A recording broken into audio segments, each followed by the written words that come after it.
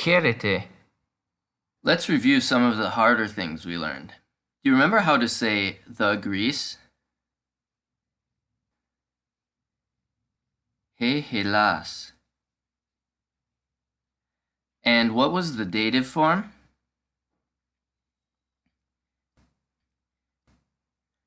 Tei Heladi. So let's use this in the phrase Sparta is in Greece.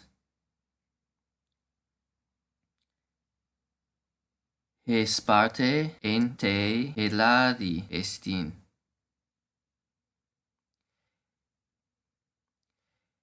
In ancient Greek, the word for I live, as in I inhabit or reside, is oikeo.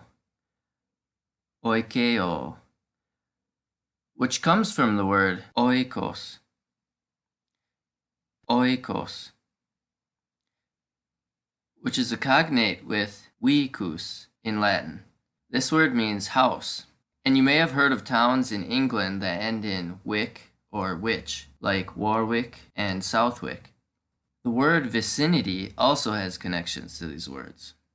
But oikeo often gets contracted to oiko, which we will be using. Do you remember the other contracted word we learned? Horo, meaning to see. These look a little similar, so we have to be careful not to mix them up. So how do we say I see the river? Ton potamon horo. Remember, hippopotamus means river horse, which is how we learned the word for river. And let's try to say now, I live in Greece.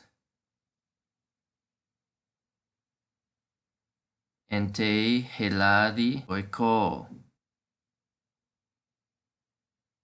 Entei heladi oiko. And can you understand this phrase? To onoma moi Herakleis estin. To onoma moi Herakleis estin. My name is Hercules. Remember, the capital H isn't an H in Greek, it's the letter eta. It's the little mark in front of this letter that makes an H sound. The word onoma looks somewhat similar to the Latin nomen. And can you guess what gender onoma is? Remember, almost all words ending in ma are neuter. So let's try to say, my name is beautiful.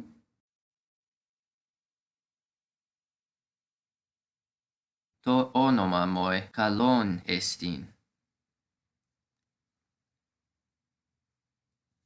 We're going to learn one more word before we begin the story. Georgos. Georgos. It's like the Greek version of George, but this means farmer. It is composed of 3 parts. The first is ge, which means earth, as in geographia, the study of the physical properties of the earth. The second is ergon, which is in the word synergy, or working together. So this is literally a worker of the earth, hence farmer. And then we have the suffix os, which makes it a masculine second declension noun. Okay, we're ready now to tackle the beginning of the story. Ego emi paidion Hellenikon, oiko en agrois. Entois agrois georgos estin, hos georgi kai echi oikon.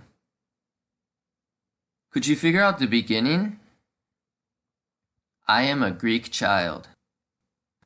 Hellenikos is the adjective form of Hellen, the noun form. In English, these are the same word, Greek. We say both a Greek and Greek person. Then we have oiko and agrois. What do we know about ein? That the following word will be dative. But what would the dative form of agros be?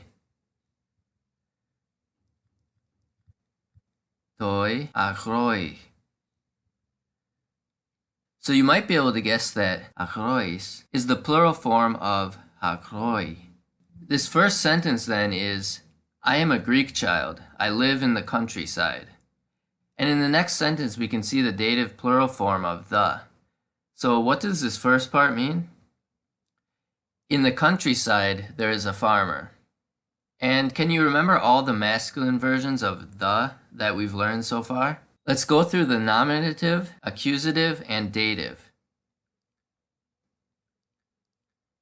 Ho, ton, toi. Okay, let's finish with the story now. What does the word hirhi look like? A verb in third person, right? So this means he or she or it farms. And can you guess now what hos means? We have, there's a farmer blank farms. So this last part means who farms and has a what? Oikos means house. So how would we say the farmer lives in the house?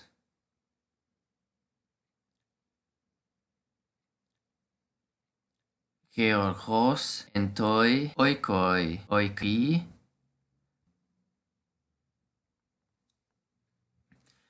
Okay, let's go through the story one more time now that we understand it in order to really cement everything in our brains. Εγώ emi paidion Hellenikon, oiko en agrois. Entois agrois Georgos estin, hos Georgi kai echi oikon. I am a Greek child living in the countryside. In the countryside, there is a farmer who farms and has a house. Okay, we'll continue with this story in the coming lessons, so stick around.